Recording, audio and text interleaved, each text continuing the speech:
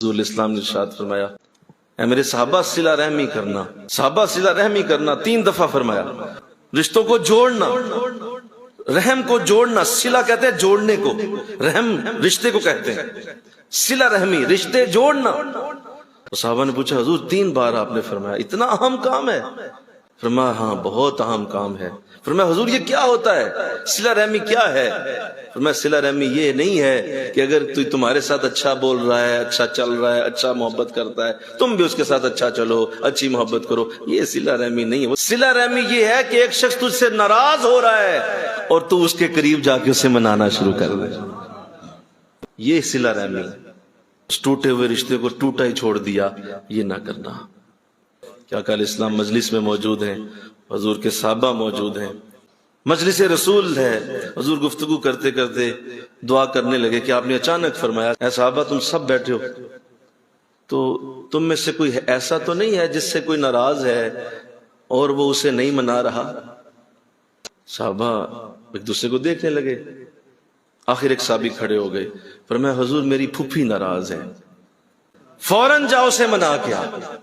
صحابی الٹے قدموں بھاگے، کچھ وقت کے بعد آئے، فرمایا کیا بنا؟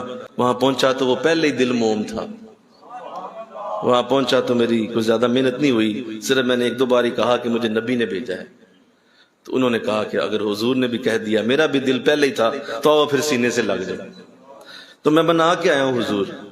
فرمایا صحابی اب سن میں نے تجھے کیوں بھیجا؟ اب میں دعا کرنے لگا کہ مجھے جبریل نے آ کے کہا کہ اللہ کے رسول آپ تو دعا کر رہے ہیں لیکن آپ کی مجلس میں ایک قاطع رحم بیٹھا ہوا ہے، اس نے رحم توڑا ہوا ہے، رشتہ توڑا ہوا ہے، حضور آپ کی دعا اللہ کی بارگاہ میں پہنچنے سے وہ شخص رکاوٹ بنا ہوا ہے، جب تک وہ مجلس میں بیٹھا رہے گا ہم دعا کو کیسے اللہ کی بارگاہ میں لے کے جائیں؟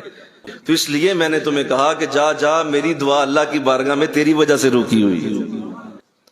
محترم تہجد پڑھتے ہیں، محترم حج کر آتے ہیں، عمرے کر آتے ہیں، باپ ناراض ہے، گھر ماں ناراض بیٹھی ہوئی، بہن ناراض ہے، بھائی ناراض ہے، عزیز ناراض ہیں، کہتے نہیں میں تو بہت نیک آدمی۔